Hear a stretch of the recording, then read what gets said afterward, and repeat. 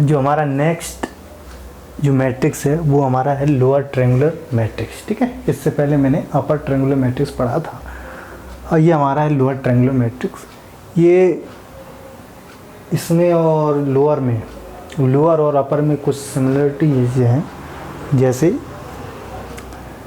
यहाँ भी ये जो लोअर मैट्रिक्स है हमारा ये स्क्वायर होना चाहिए। पहली कंडीशन से ये क्या है, हम बिल्कुल सिंपल भाषा में इसको समझते हैं। ठीक, जैसे इसका जो पहला कंडीशन से ये है, पहला कंडीशन क्या है, ये स्क्वायर मैट्रिक्स होना चाहिए, स्क्वायर मैट्रिक्स होना चाहिए। पहला कंडीशन ये है हमारा। ठीक, पहला कंडीशन ये है कि ये स्क्वायर होना चाहिए। दूसरा कंडीशन ये है कि जितने भी यानी कि अपर ऑफ डायगोनल एलिमेंट्स आर 0। इसका मतलब क्या हुआ, इसका मतलब ये हुआ कि अपर ऑफ डायगोनल एलिमेंट जो लिखा हुआ है ना, अपर ऑफ डायगोनल एलिमेंट, इसका मतलब ये हुआ कि जो डायगोनल आपको मैट्रिक्स में दिया जाएगा उसके जितने भी ऊपर एलिमेंट्स हैं, अपर ऑफ का मतलब ये है कि जो डायगोनल आपको दिया गया है उस डायगोनल के ऊपर यानी कि एबव ऊपर जितने भी एलिमेंट्स होंगे उनकी वैल्यू जो होगी वो 0 होनी चाहिए। ठीक है, यहाँ लिखा हुआ अपर ऑफ डायगोनल, डायगोनल के ऊपर की जितनी भी वैल्यू हैं, एलिमेंट्स की जो वैल्यू हैं वो 0 होनी चाहिए। ठीक है, अब मैं एक लास्ट में क्या करूँगा, एक एग्जाम्पल लूँगा, उससे मैं 1 बाय 1 कंडीशन को प्रूव करता जाऊँगा। ठीक है, आपको 1 बाय 1 समझ में आएगा। जैसे ये 1 हो गया, 2 हो गया। ठीक है, 2 कंडीशंस हो गई। अब 3 कंडीशन ये, 3 कंडीशन ये है कि इसको डिनोट करते हैं, जैसे denoted by L because of lower का इन्होंने L ले लिया, लोअर ट्रायंगुलर मैट्रिक्स। ठीक है, 4 कंडीशन ये है कि diagonal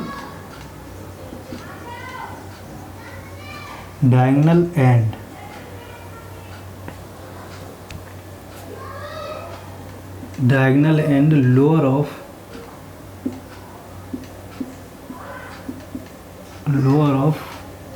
diagonal elements may or may not be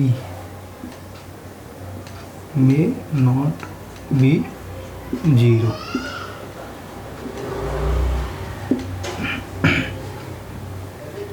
diagonal और लोअर ऑफ डायगोनल एलिमेंट्स का मतलब ये है, एक तो डायगोनल हो गया हमारा, डायगोनल के, और यहाँ लिखा हुआ है कि लोअर ऑफ डायगोनल, इसका मतलब ये हुआ कि डायगोनल की जितने भी, डायगोनल के नीचे जितनी भी वैल्यू एलिमेंट्स होंगे उनकी जो वैल्यू है वो 0 भी हो सकती है और नहीं भी हो सकती। इसका मतलब ये है। ठीक है, diagonal and lower of diagonal elements may और मे नॉट बी 0, हो भी सकती हैं और नहीं भी हो सकती हैं। ठीक है, बट ये कंपलसरी है कि अपर ऑफ डायगोनल के ऊपर जितनी वैल्यू है वो हमारी 0 होनी चाहिए। यहाँ पर मे और मे नॉट बी का मतलब ये है, हो भी सकती है नहीं भी हो सकती। जैसे मैं एक क्या लेता हूँ, ये एग्जाम्पल लेता हूँ, जैसे L बिकॉज ऑफ L से डिनोट करते एक मैट्रिक्स लेता हूँ। ठीक है, सपोज किया मैंने, ये हमारी 3x3 की कोई मैट्रिक्स है, बिकॉज ऑफ स्क्वायर होनी चाहिए, ये लिखा हुआ है। पहली क्या है, पहली कंडीशन क्या है, स्क्वायर मैट्रिक्स होनी चाहिए। ठीक है,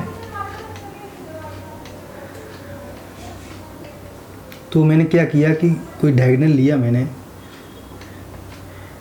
2 3 -1, ये हमारा डायगोनल हो गया, और 0 0 0, यहाँ -1 -2 -, ठीक है, तो आपको यहाँ से अनुमान लग गया होगा। ठीक है, इसका मतलब ये हुआ, जो आपको ये मैट्रिक्स दिया गया है 3×3 मतलब 3×3 का दिया गया है, इसका मतलब क्या हुआ, ये हमारी स्क्वायर मैट्रिक्स हो गई। सेकंड कंडीशन ये है कि अपर ऑफ डायगोनल, ये हमारा डायगोनल हो गया, किसी भी मैट्रिक्स का डायगोनल ये है। ठीक है, डायगोनल ये है, तो इसके यहाँ लिखा हुआ कि अपर ऑफ डायगोनल, इसका मतलब ये हुआ कि इस डायगोनल के अपर जितने भी एलिमेंट्स हैं उनकी वैल्यू क्या होनी चाहिए, 0 होनी चाहिए। तो आप देख रहे हैं सेकेंड कंडीशन यहाँ सेटिस्फाई हो रही है, नहीं हो रही है, ठीक है। ये हमारा डायगनल है, 2 3 -1 इसके डायगनल एलिमेंट्स हैं। इस डायगनल के ऊपर जो हमारी जो वैल्यू दी गई है, ठीक है, यहाँ पर जो इस तरह से भी लिखते हैं तो i is less than j, ठीक है। और ये जो वैल्यू दी गई है इसको हम कहेंगे i यहाँ पर क्या होता है, ग्रेटर देन j से, ठीक है। इसका क्या मतलब होता है, तीसरी कंडीशन क्या है, l, तो l से डिनोट करते हैं, l से कर दिया। यहाँ लिखा हुआ है डायगनल और lower of diagonal elements may और मे नॉट बी 0। इसका मतलब क्या है कि ये जो आपको देख रहे हैं ये लोअर ऑफ डायगनल एलिमेंट्स, इनकी जो वैल्यू है यहाँ 0 भी लिख सकते हैं, 0 भी हो सकती है। तो मैंने क्या किया, इसकी वैल्यू मैंने 0 लिख दी, ठीक है। तो इस डायगनल और लोअर ऑफ डायगनल एलिमेंट की जो वैल्यू है वो 0 भी हो सकती है, तो मैंने 0 लिख दी, ठीक है, इस तरह। बट कंपलसरी ये है कि ये 0 होनी चाहिए। इस डायगनल के ऊपर वाली जितने भी एलिमेंट्स हैं उनकी वैल्यू क्या है, 0 है। आप देख रहे हैं यहाँ पर 0 हो सकता है, ठीक है, बट यहाँ नहीं होना। यहाँ पर कंपलसरी यहाँ पर 0 होना चाहिए, बट यहाँ भी हो भी सकता है, नहीं भी हो सकता है। डायगनल और लोअर ऑफ डायगनल एलिमेंट की वैल्यू, ठीक है, ये कंपलसरी कि यहाँ 0 होगा। मैंने बताया कि ये i is less than j, जब मेरी आप फर्स्ट वीडियो देखेंगे जहाँ से मैंने स्टार्ट किया तो मैंने आपको बताया कि कोई भी मैट्रिक्स इस तरह से दिया जाता है, जैसे a इक्वल टू a कोई भी एलिमेंट है i j और m क्रॉस n, इस तरह से कोई भी मैट्रिक्स दिएगा जिसका ऑर्डर ये है, ये एलिमेंट डला हुआ a, ये हमारी पोजीशन बताया था उस मैट्रिक्स में, ये एलिमेंट किस में वो उस पर डला हुआ पोजीशन पे, ठीक है। जैसे आप देखना चाहें इस मैट्रिक्स को मैं कंपेयर कर रहा हूँ इस मैट्रिक्स से, जैसे हमारा a 11 12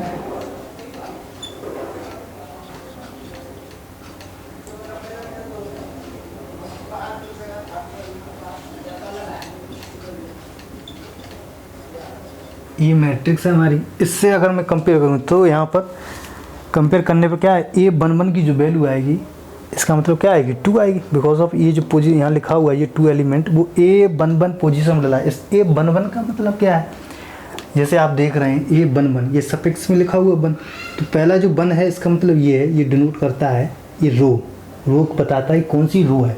तो a1 का मतलब हो गया ये पहली रो है, और जो सेकंड जो 1 लिखा हुआ है ये बताता है कॉलम। तो 1 का मतलब क्या होगा कि पहला कॉलम, पहली रो और पहला कॉलम। तो आप जैसे जाएंगे यहाँ से गए आप, तो यहाँ से ये पहला रो है, पहला कॉलम ये हमारा C1, ये दूसरा कॉलम, ये तीसरा कॉलम, ये हमारा R1 है, रो 1 हो गई, ठीक है। पहली रो ये, जैसे जाएंगे और यहाँ जाएंगे तो आपको ये मिल जाएगा एलिमेंट, ठीक है। तो यहाँ पर हम 2 लिख सकते हैं आराम से। पहली रो में आप जाइए पर कॉलम कौन सा, दूसरा होना चाहिए, तो पहली रो दूसरा कॉलम ये 0 आ जाएगा यहाँ, ठीक है। और ये पहली रो में जाइए तीसरा कॉलम तो आपको यहाँ से 0 मिल जाएगा। इस तरह से मैं एलिमेंट फाइंड आउट करना। बट यहाँ लिखा हुआ कि i लेस देन j, तो आप जैसे हमारा ये डायगनल है हो गया, ठीक है, ये हमारा डायगनल है, इसकी जो वैल्यू है यहाँ पर मैंने लिखा हुआ है कि i की जो वैल्यू है वो लेस देन j होगी। इसका मतलब क्या होगा, मैंने बताया कि a i j जो लिखा हुआ है ये पहला जो लिखा होता है i की वैल्यू होती है और यहाँ j की वैल्यू होती है जो सेकंड लिखी होती है। तो यहाँ लिखा हुआ है कि i less than j, j की वैल्यू जितनी भी है उससे क्या है i छोटा है। तो यहाँ से देख सकते हैं जो ये हमने बनाया है ट्रायंगल, यहाँ पर i की जो वैल्यू होगी वो j से छोटी होगी। यहाँ i की वैल्यू क्या है 1 है, यहाँ j की वैल्यू क्या है 2 है, तो यहाँ पर क्या हो गया i लेस देन j हो गया। यहाँ पर देखें i की वैल्यू क्या है 1, यहाँ i की वैल्यू क्या है j, तो यहाँ भी i लेस देन j हो गया। यहाँ i की वैल्यू क्या है 2, यहाँ j की वैल्यू क्या है 3, तो यहाँ भी i लेस देन j हो गया। तो ये जो ब्लॉक होता है ये ट्रायंगल, इसमें वैल्यू जो होती है वो i लेस देन j भरी जाती है। और यहाँ पर देखेंगे i बड़ा होगा, i is greater than j, यहाँ से देख सकते हैं यहाँ 2 है, यहाँ 1 है, तो यहाँ i is greater than j हो गया। यहाँ 3 है, यहाँ 1 है, i यहाँ बड़ा हो गया, और यहाँ 3 है, यहाँ 2 है, यहाँ से भी i बड़ा हो गया j से, ठीक है। और ये जो वैल्यू होती है यहाँ पर a ऑफ i और j की जो वैल्यू होती है वो i और j इक्वल होते हैं यहाँ पर, ठीक है। तो आप देख सकते हैं इक्वल हो गए 1 1 2 2 3 3। तो i और j की वैल्यू यहाँ पर बड़ी होती है, यहाँ पर i बड़ा होता है, यहाँ पर i छोटा होगा। ठीक है। तो जैसे लोअर की बात करें तो ये कंडीशन होनी चाहिए, मतलब ये वाली आई, अगर आई की वैल्यू लेस देन जे है तो यहाँ पर क्या होना चाहिए, मतलब कंडीशंस क्या हो गई इस मैट्रिक्स के लिए, ए ऑफ आई और जे इक्वल टू 0। कब? इफ़ ये कंडीशन आई लेस देन जे, अगर आई लेस देन जे है तो उस मैट्रिक्स में आप क्या करिए कि ए ऑफ आई जे की जो वैल्यू है 0 पुट कर दीजिए, तो मैंने 0 पुट कर दी, ठीक है।